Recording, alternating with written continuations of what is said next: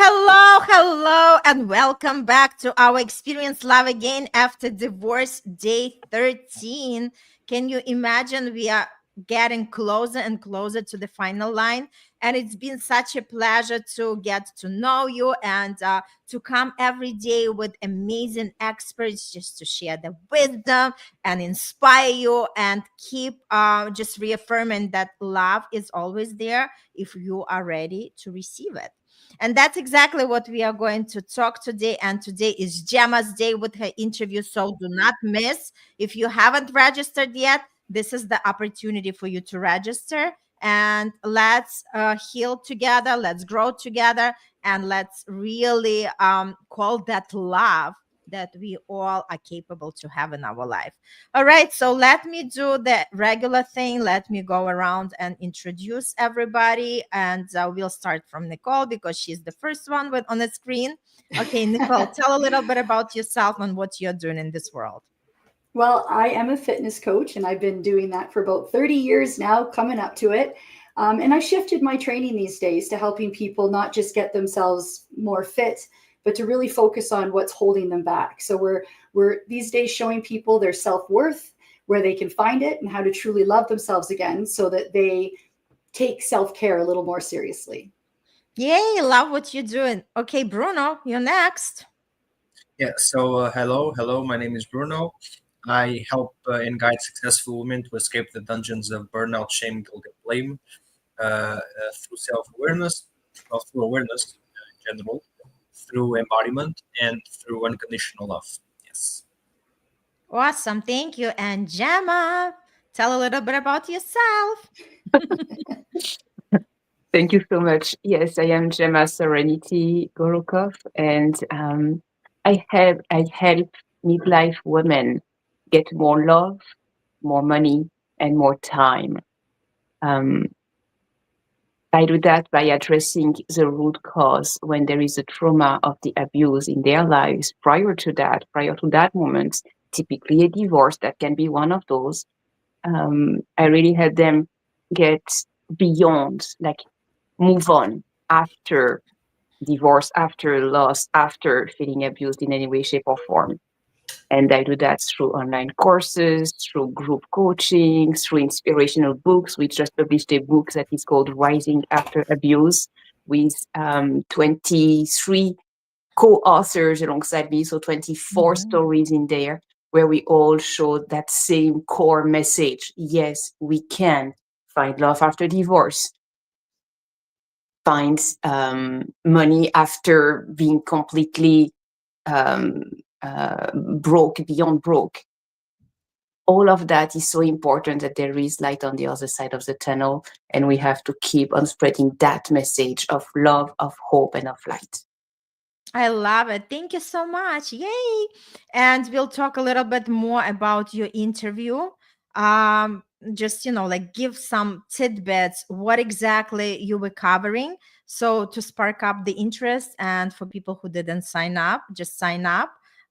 Tell a little bit about what we were talking on the interview. Yes, during the interview, I shared some of the story. I'm victorious over 15 years of domestic violence with 2 different stories. So I was divorced twice before attracting my third, last, and dream husband, Sasha. And at the end of the second relationship, during that pivotal transitional moment, it all came crashing to the ground to the point that I considered suicide as the only exit. And I'm so grateful that I was so clear on my intention to have a conversation with God. That was basically why I wanted to commit suicide. But God does not need us to die in order to have a conversation with us. How amazing is that, right?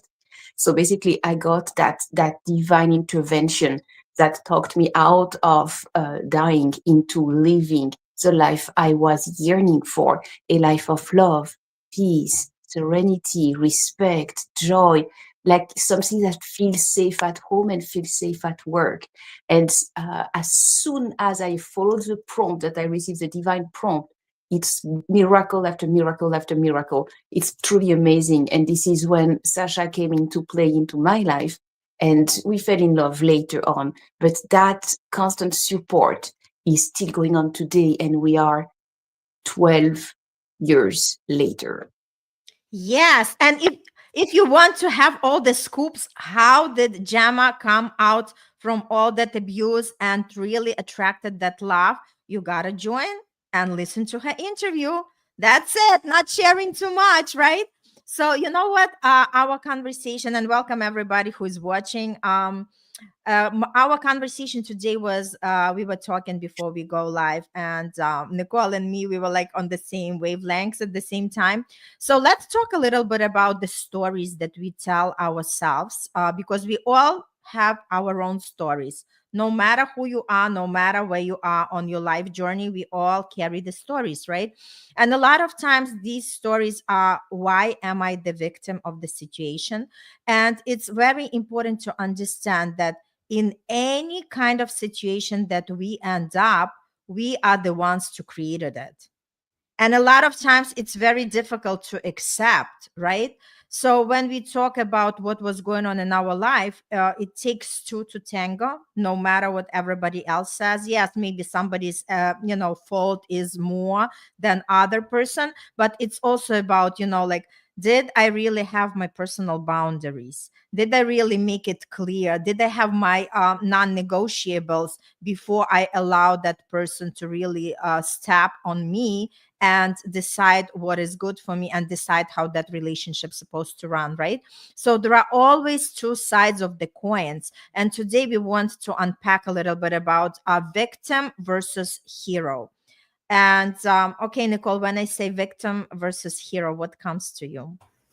Well, it's funny that you brought this up because it's one of the main topics in the book I published, the victim mentality in today's world. And I am not, how can I say this? I'm not free from this either. And I have absolutely had my pity parties. I've personally been through a rough patch in the last 4 years. And the only thing that I could think of is to help somebody else not go through that. Gemma, your story is amazing and you're inspiring. And I know that you are going to change lives. And it's funny how God does that sometimes. He knocks us down a bit to shake us up, to guide us to the person that we're meant to be. And the reality is, we all get knocked down, but how are you going to get back up to make a difference? And you can't really make a difference in this world with a victim mentality. You can't make a difference when you're the feeling sorry for yourself all the time. It needs to get to a point that you take personal responsibility. Now, I also write about this, that personal responsibility does not mean you're wrong. Everybody has this negative notion of what the definition of personal responsibility. It's not about pointing the finger. Personal responsibility is about responding and having the ability to respond in a way. So taking your power back, essentially. We all have the ability to respond in a different way. So something bad happened to you. It's horrible, awful. I'm not saying that it's not, but you got two choices. You can let, like what you said, Gemma, you can let it destroy you and have all these suicidal thoughts and have the pity parties, or you can put on your big girl or boy panties. Sorry, you don't wear panties, right, Bruno? Hopefully, different topic. But to put on that armor so that you can be the best version of you.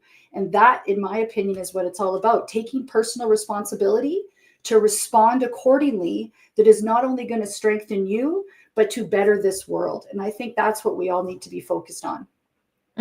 Absolutely love it what you shared, and it's so true, right? When we just step out of that a story that, look what happened to me, look what that person did to me, and start looking from a different perspective, like, how did I play out my part in everything? That's right. In this one, right? Start like asking yourself these important questions and trying to get the answers, because remember, in order to change your reality, you have to break the patterns that create that reality. If you are ready for exploring, like a new sense of love, a new sense of beginning, and to attract the person who is desire, in that relationship that you want to be in. Not somebody who is going to put you down, not somebody who is going to say, that's your fault. And that was a little bit in my case, because 6 years ago, I did believe whatever my husband was telling me. And he was telling me, just because the way we are living now, this is your fault. And I took it personally, and I was like, yes, he is right. It is my fault. But now, since I'm more aware, now I know how things are really working out. I'm not accepting any fault because we are responsible for our life, right? And everything what's happening, it's easy for somebody to put that blame on somebody else.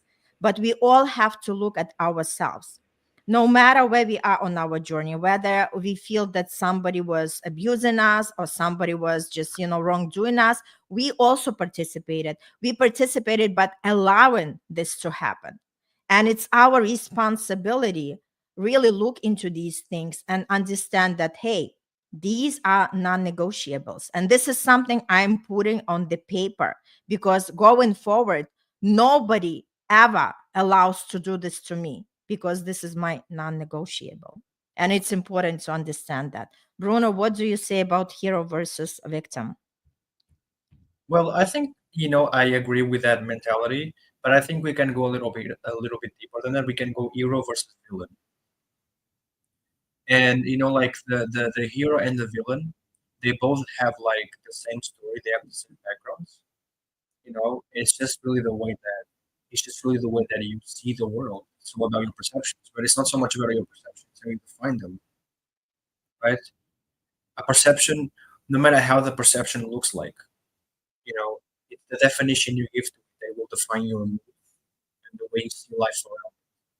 And it will define your state of being, your emotions, your thoughts, the way you approach it, the way how confident you are, how scared you are, right? So, apparently bad sound. All right, here we go. What about now? Much better. Yeah. Okay, great. Thank you for telling me. But anyways, I think. Did you understand what I was saying, or like not really? Just some parts. Yeah. Okay. So basically, I was saying that like we could go a little bit deeper than that, right? We could go deeper, such as instead of being hero versus victim, hero versus villain. I was saying that like the hero and the villain, they have the same background, right? The hero and the villain, like they have the same story, right? And so it's not so much about the perceptions you give to it, which it is a lot, but much more importantly, it's how you define those perceptions. It's how you define those views of the how you define those experiences, right? So, example, divorce, right? People can be like, "Oh, I'm gonna get divorced." Bad perception. Oh, I'm failing in society. Good perception. Finally, I'm moving out of this to move to something better, right? It's the same divorce, but it's how you see it and the definitions you give to it, right? Now, it's not so much also about the perceptions that we give, it's how we're going to live our life following those perceptions, right? The mood we're going to carry, the state of being we're going to carry, the vibrational energy we're going to carry with it, right? Because it influences, right? Because it's a big decision, right? So it's very good to have a good perception of something, because when you have a perception of a situation, when you have a perception of seeing the world, usually what happens is it's almost like you're planting a seed, right? Um, it's almost like you're planting a seed, right? Maybe it's my Wi-Fi. Maybe it's almost like planting a seed, right? And yeah, I guess that it's always very good to feel like a hero, to be the hero, but at the same time to understand, like Nichole said, that we are reclaiming our power, right? And yeah, that's really about it. It's like we always have the power, no matter who you are. So it's all about trying to reclaim your power back. Gemma, what do you think about victim versus hero? Because you know more than us about that kind of thing. Victim is the way I felt, even though I was trying to empower myself during these 15 years, one time 5 years, one time 10 years. Basically the same story with two different people. I really tried to make myself believe that I could do anything I want with whoever I want, whenever I want, and I'm free of everything and free of my every moves. But every time I was going back home, even though I was trying to entertain these thoughts, it was like, what? You did not do this or that, and what? And other kind of putting down, like belittling and other things like that. And what I realized is that as soon as I was accused, by empathy, I was taking on those accusations as if they were true. So then I tried to actually defend myself and fend for myself and try to manage this situation instead of taking a step back, knowing I am in my right, and whoever say anything, yeah, okay, it's your opinion. It's not mine. Okay, if you wanted things differently, well, you organize things differently. If you did not like what I bring, well, you order something differently and maybe not to me. How about that? And just get what you want. I am not responsible to bring you exactly what you want just because we are married. Right? I mean, I can do my best. And if it is not, well, it is not. And take really a step back and take a step back is the right word. So by having a victim mentality and trying to defend and trying to attack back because feeling attacked, that leads to real fight. And this is how I got sometimes even beaten, because I truly tried to say, no, I am right. Okay, stop it. No, it doesn't stop. When that cycle stopped and I started a new relationship with Sasha, after a break in between, Sasha was extremely clear. He is not playing that victim perpetrator role. He's not playing into that kind of dynamics. And I would say 1 year later, when he was listening to me telling my story, and I said I was a victim of 15 years of domestic violence, he asked me to change my wording. And he said, no, you're going to rephrase that. I am victorious over. Thank you. I am victorious over 15 years of domestic violence. And that has changed the way I see myself, from victim to victorious or to hero. I have prevailed over that entire dynamic. It's a dynamic. It's not you are not just victim alone. There is a dynamic between two people, and it depends who dominates who and when and all of that. It is not abuse is wrong. That is a fact, and I'm an advocate against abuse. But to have an abusive situation, two people have to be present. Yes. Our responsibility, and you talk about taking responsibility, is to drop the ball, drop that fighting relationship, stop that interaction that is actually hurting more than building. That is what I learned with having a healthy, loving, and respectful relationship with Sasha. And that is what I can really give as a important key to finding love after divorce, meaning take responsibility to not engage in abusive relationship in any way, shape, and form. It takes every form possible. Just do not try to fight and nitpick with your significant other. It doesn't have to. It's not a question of who is right or who is wrong. We have the right to disagree. We can agree to disagree. I love this. We can agree to disagree. If it is not earth-shattering and life-changing, the topic at hand, we can move on without having to see the same side of the coin at the same time. And with self-awareness of our own behavior, this is when it actually brings back harmony into the couple or into the group. Can I add on to that? Powerful. Yes, absolutely. Gemma, you're amazing. If that's not compelling enough to listen to your interview today, I don't know what is, my friend. But I just want to add on that stress is an internal stimulus. Stress is not something that happens to us. Stress, anxiety is created in us. We have the choice to create the environment around us. We have the ability to keep ourselves out of fight or flight mode, back to that victim mentality. Stress is the opposite of peace. So if you're creating an environment in your head where you're constantly stressed out, and I experience this regularly too. I'm human. And I have to remind myself of this daily, that whatever I feel, whenever that feeling comes up and I'm just anxious about something that triggered me. And so that's, I think, the important thing for couples that are either trying to make a marriage work or simply moving on from an abusive relationship. Understand the triggers that cause your stress and then combat that with peace. And that's how you take personal responsibility. That's step one to personal responsibility, in my opinion, is to understand where the stress is coming from, creating an environment where you can communicate effectively. Are you communicating to be right? Or are you communicating to understand? Right? Are you communicating to respond? What is your goal? What is the end goal in mind? If you both have different end goals in mind, it doesn't matter what's going back and forth. You guys have a different goal. What one person doesn't want to be together, one person does, or one person loves that toxic relationship while the other person doesn't.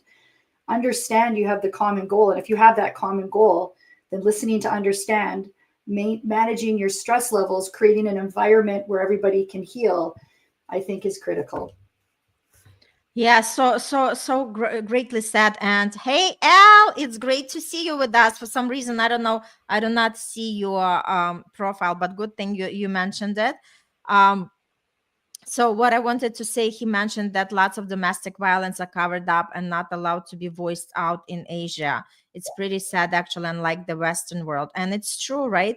And that's why it's so important to come to these kind of events. And that's so important for us to understand, because a lot of times people feel lonely, and a lot of times they just sit with their pain without even talking to anybody. And it's so important to bring it up. And it's so important just to talk about it, because the only way when we talk about it, that's the only way when we can heal it, right? So that's the whole point about it. And what I also wanted to add, we are the ones to understand that nobody is there to trigger us when we become self-aware, when we work on ourselves. And that's where self-development, self-growth comes handy, because we know that nobody is going to trigger us, no matter what people are telling about us, no matter what somebody does to us. Nothing is going to take us from that peace, from that, a confidence in ourselves, because we know who we are and nobody is there to define that. Something else was coming up to me, but then I kind of just lost that, like that thought just drifted away.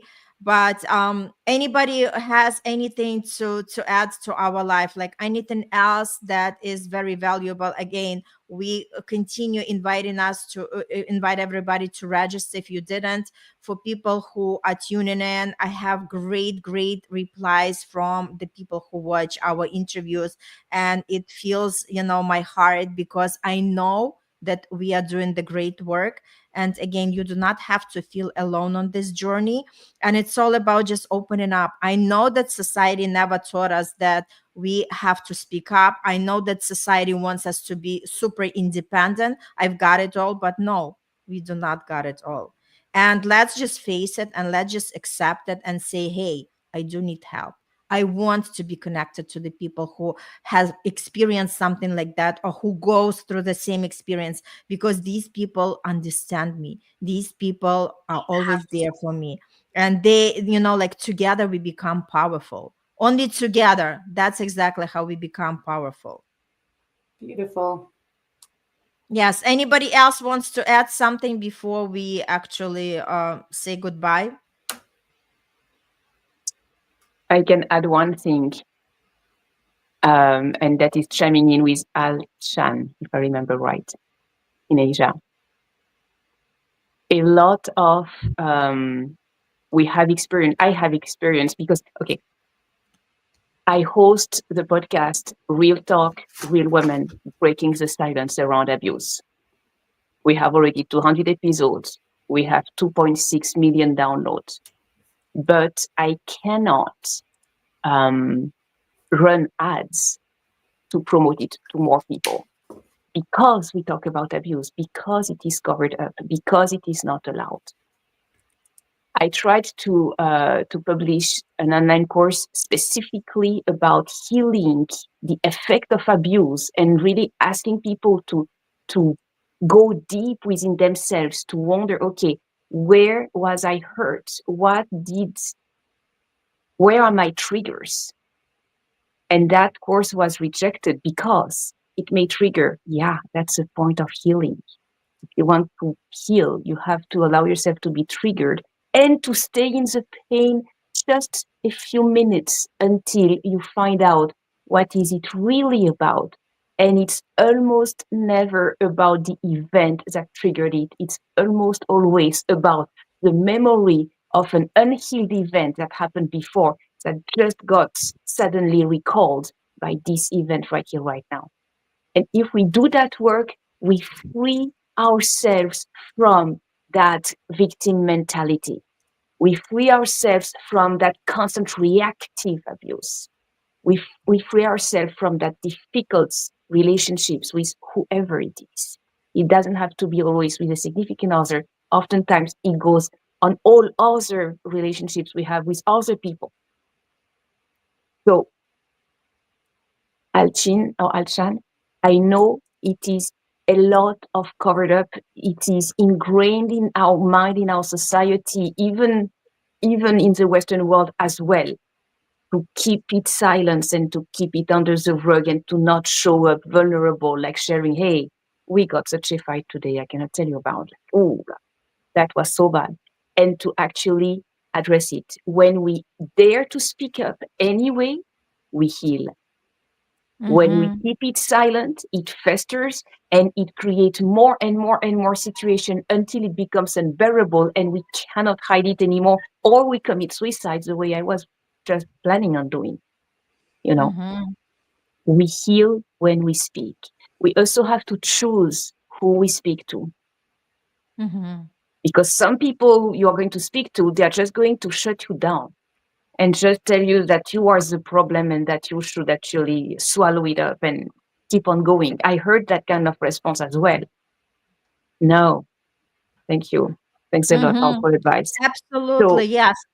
dare Totally, to speak totally, up. Gemma. And what I also wanted to add, let's get rid of that shame, blame, guilt, because these are the lowest emotions that everybody has, right? And talking from manifestation standpoint, we all talk about if you want to manifest your desires, you have to go on higher frequency. You have to go on the frequency of joy, love, authenticity, right? And when people are staying in that, oh my God, like I don't want to be somebody else, right? Because people are not used to speak up and people think that something is wrong with them and everybody else is, perfect. No, nobody is perfect, right? We are all in this together and we all have our, grain of salt, but it doesn't define us. It doesn't mean that we have to be shameful. It doesn't mean that we have to feel guilty. It doesn't mean that we just have to shut down and not allow anybody to know about it, because that's the beauty of it. When you speak up, you give the permission to others to voice themselves, and understand only when we are seeking for help, only when we are becoming together, we understand that we are healing, we are becoming more powerful, and we really understand what does it mean to live the life to the fullest, and we can have it in all areas, including our love. Beautiful, friend. Yes, Nichole, anything else you want to add to wrap us up? Do you know what's really funny? As you guys are speaking, I'm thinking of this silly story in my head that was a great representation of how different personalities react in a harsh environment. And the story is, there's 3 pots of boiling water. You have a potato, an egg, and coffee. The potato goes in hard, but after it's boiled, it comes out soft.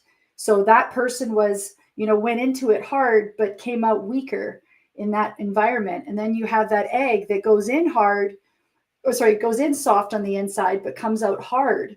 They let that environment make them bitter, make them hard. Or you can be the coffee that goes in the water, never is the same again, but comes out better and more worthy and not more worthy, that's a bad choice of words, stronger, and understanding that it's possible to go into a boiling environment, a harsh environment, and come out better. So I think a lot of us have to understand that every human being on this planet has gone through something terrible that each one of us could write a book about. And I fully actually recommend it. I'm not an author, and it was just something, and Gemma, I don't know if you found this as well when you published your book, but it really put things in perspective for me. As I was writing, the words were coming alive on the page, and it was almost like a lot of the things that I was saying, I was hearing for the first time myself. And that really put things in perspective for me, because me doing the action of writing it out, what that created was a different perspective, me looking out from the outside and in, and what I got out of that and the person I became through that journey, it was amazing. I can't even put words to it. And it's really hard to make Nichole McLeod quiet. So the fact I can't have any words, that's a thing. Can I just add to that? That's the power of writing. Because when we are writing, we are connecting to the source, whatever you call it, higher self, God, creator, the Jesus. consciousness. Yes, whatever it is for you, we are connected. And when we are writing, it just, we are downloading something, right? Or we are actually channeling things. The same thing when we are talking right now, just, things popping up without our full awareness about it. And when people are still doubting and saying, like, I do not believe in that, I always say, hey, we are not able to take a single breath on our own. There is a power. There is a power that's breathing each one of us. Because if we set the alarm clock for tomorrow, but if that power is not going to wake us up, there is not a single alarm clock that's going to wake us up. So I want everybody just to relate to that and become more clear that there is a power that's breathing us. And whatever you believe in, the universe, the higher self, the God, the Jesus, right? The creator, whatever it is, there is something out there that helps us, that guides us, that protects us. And once we actually agree on that we could build our life the way that we desire, and everything is starting to really make sense, and we put the puzzles of that pieces together, creating our own masterpiece of our life. And since we have Al, can you just put a couple of words? How are you enjoying this interview series? Because I know you're watching, you come into our live. Just for everybody who haven't watched our interviews and just thinking, should I even register for that event? Can you just put a couple of words as we are talking, just to give your opinion? If you enjoy, if you see the value, if you see that, like this is something that's shifting your mindset and you start looking at the things differently. And while we are waiting for your comments, anything else, Gemma, you wanted to add? I'm immensely grateful to have broken the silence around abuse and to be waking up many other people who did not dare to speak up. And that now that they hear our stories, now they realize, okay, I can do this. It's all right. I can get out of this. There is a life beyond abusive relationships. And I play my part in abusive relationships too, even though abuse is wrong. So let's drop the ball and start a healthy, harmonious relationship. And all it takes is just to have the decision, because once we make the decision that we are seeking for help, once we make a decision, okay, I'm keeping at least a corner of my mind open for the possibilities. right? Start denying something that we do not know, because unless you really start exploring, you cannot form your opinion about if this is right or wrong. Only when you study it, only if you watch it, only if you consume it, then you would know if this is right or not, right? And El said something about the interviews. He said, splendid, awesome summit so far. It's very valuable speakers daily, their gems. Awesome. Thank you so much for also supporting us and bringing your opinion, because it matters, right? We want to make sure that we are touching as many lives as we can. And sometimes it only if it involves to planting the seed, because if we plant the seed and maybe somebody's not ready today, maybe there's just too much in the weeds that they can't just see, past that. At least we start providing some information. At least people just start pondering. And I have people who come to me as clients 2 years after, 3 years, right? Because everybody has their own timing. So it's not about, forcing anybody, but just to bring that information for you to know that everything is available. And it's never the lack of the resources in the universe, it's the lack of our awareness. Once we start seeking the answers, once we start seeking the guidance, we always have it. We always have it, and it's there for us. But we have to have it to want it, right? We have to make that decision that I want to change my life and I want to live a different life. This is a great start, right? And if you start at least listening to these interviews, it's already going to open up your mind for a lot of opportunities. And that's what I wanted to close with. Al, thank you so much for stopping by, for participating, for everybody who is watching live or will be watching the replay. Again, inviting everybody to join our event, Experience Love Again After Divorce. There are still interviews going. So if you catch even a couple of the interviews, it's super valuable. They are amazing. And today I have interview with Gemma and interview with Chris Kate.